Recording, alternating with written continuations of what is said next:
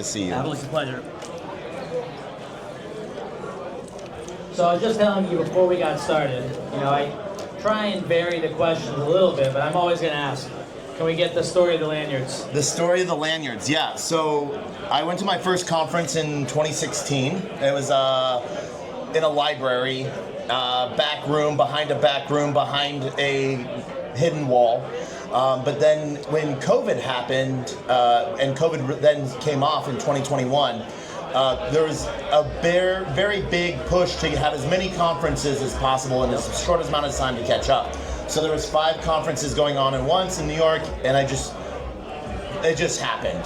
You didn't want to have to figure out which badge was which. Exactly, because especially going through different buildings, you didn't know where you were going to be next, who you're going to be meeting with, and so it just became easier. You could probably just walk into any crypto conference on the planet with all of these and say it's in there somewhere. I probably could, but what's really awesome is not having that dick mentality. Right. I still actually pay for maybe 75% of my tickets. That's great. So, Manifest.AI, could you give us the background on it? What's your 30-second elevator pitch about what Manifest is and what you all do? So the 30-second elevator pitch is we are sovereign compute. Not to be confused with decentralized compute, because we are an enterprise solution. We are foundational. We run 17 data centers currently around the world, and so that is what enterprise needs. We run SOC 2 ISO compliant facilities. We're even our utility token is MiCA certified. So as we see blockchain becoming the next thing, everyone coming to blockchain, enterprise and regulation doesn't allow for their data to run through Tom, Dick, or Harry's do-it-yourself node operator. And that, don't worry, that is a huge part of how blockchain grows and is going to expand, especially on the decentralized compute side of things and decentralized AI, but needing to be able to train models where your terms and services, like with Google, is they own it and control it, and you just have access to it.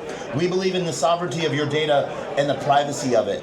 We don't index, and so you own your stack and control it.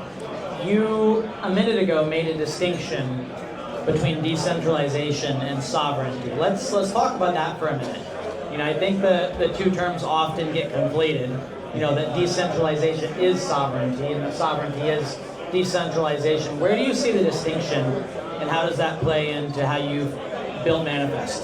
So a lot of that is it's verbiage, but in action at the base layer. So decentralized just means distributed in some aspects. And so we have distributed data centers. We have Australia, Singapore, Japan, Germany, UK. We have 11 across North America, 1 in Canada, or as I jokingly like to say, 12 in US. We'll get to the 50s first, So, but one of the really fun things in that is ownership.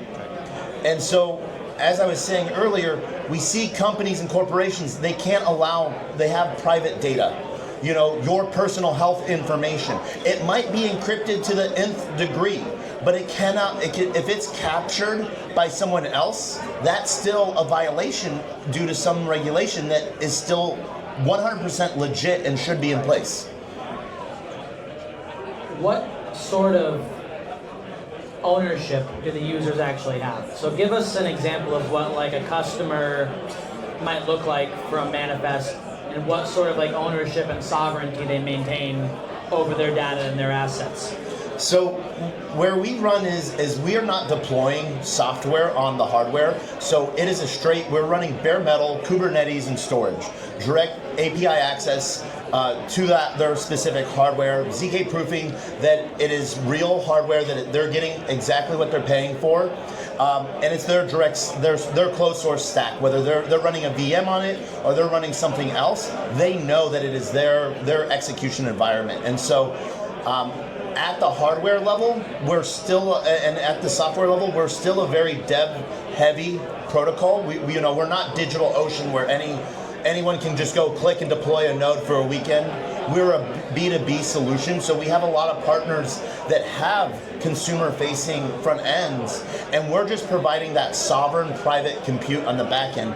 Projects that that are within our ecosystem, stuff like Morpheus, Think agents. Venice is also a partner of ours, as well as a huge list of projects. Our orchestrator agent company, Gember.AI, works on the data flow, whether it needs to be private or public, so we can utilize other networks. Like one of our really big partners is Render, and everything that Render has been doing is they're just going leaps and bounds.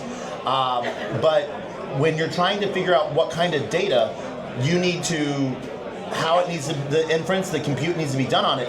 Well, if you're just trying to take a public document like tax regulation and turn it into machine-readable JSON, that can be done on an open compute network, distributed through the entire Render network, done instantaneously, really quick. If it's private data that can do a little bit more, then an agent will decide or know that it needs to be done privately. And so protecting IP, protecting like script writing or any code generation and everything like that, because what a lot of people forget about with OpenAI is there's two databases where OpenAI information is stored. One, the black box of OpenAI. Every time you ask a question, get a response, it feeds the beast of Sam Altman and OpenAI. And now, since May, when OpenAI lost the court case to the New York Times, all data is now stored, all outputs and user requester IP is stored, as I like to say, in a public database, aka a federal database, but it's a public database. Delete or private chat, it's all there. Is for the next 5 years. Whether you're asking about for a Glibby picture, you're asking about your toes, or what day of the week it is, what the output is, and who the IP of the requester of it. And so that's something that open source, and what we use is a POA module, proof of authority, where our data layer is Cosmos app chain, and that's just data centers talking to each other. So we're not a retail chain, we're data and privacy of that. And Cosmos really allows for that. We've been building for 5 years, so it's sort of awesome. So there's different levels of privacy. Let's just say I'm using Venice or Morpheus, which I do. I love what they're doing. What can you all see?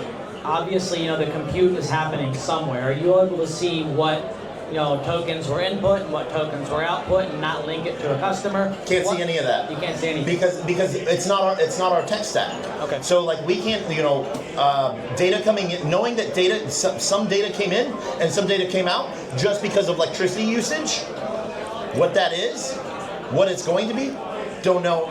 Don't care. You can just see packets going in and out. It's just know that data is transferring, because it's the little flashing lights on every server, knowing that it's in use. That's about it on our end. And so that's where we work really heavy on the proof of authority side.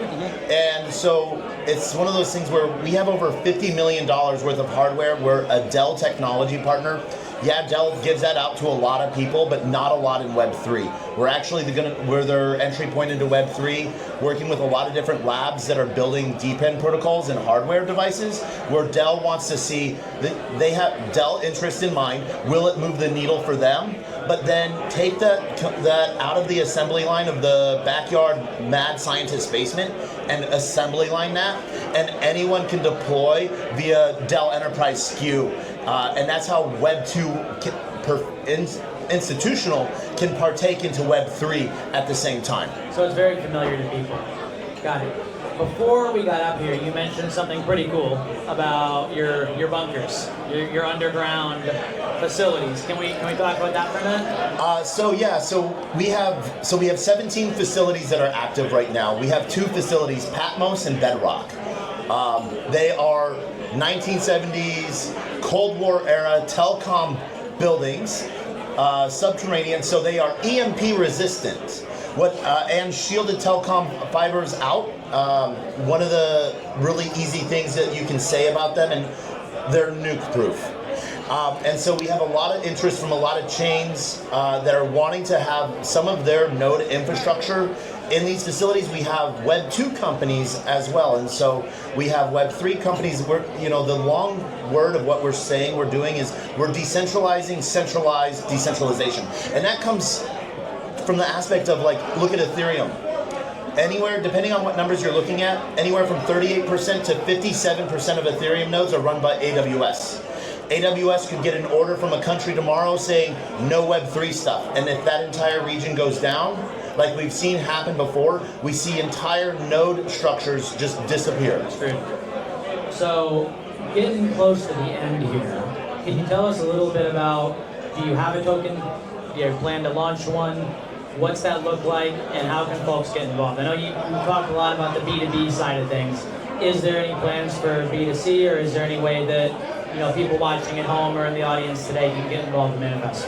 Yeah, so like I said, we've been around for about 5 years now. We did a seed round in 23, and then we ran a node program. We have about $50 million worth of hardware. We allow that to grow in phases because we don't want to oversaturate.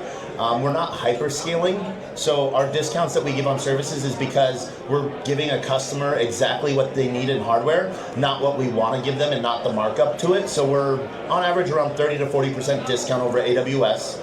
Our token program, MFX, is how we work is it's a utility OTC token right now. Will it be going public? Yes. But the way it works is we do token swaps, whether MOU or with their pre-TGE or post-TGE, we're giving inference and compute to projects. So we'll take part of their token supply, give them the same dollar value of MFX, and then they burn MFX to pay for compute. So we take cash off the table. Right now we have about $540 million worth of tokens under assets, and so I run our index fund, MFX, but the different ways users, community members, and people can get involved. We do have our node program waitlist if they want to get involved in that, and we do have OTC token deals, and I know we're going to be coming up on the deal desk soon as well. That's right, DNA deal desk. The DNA deal desk, not the DNA house deal desk. We are more than DNA house. We are.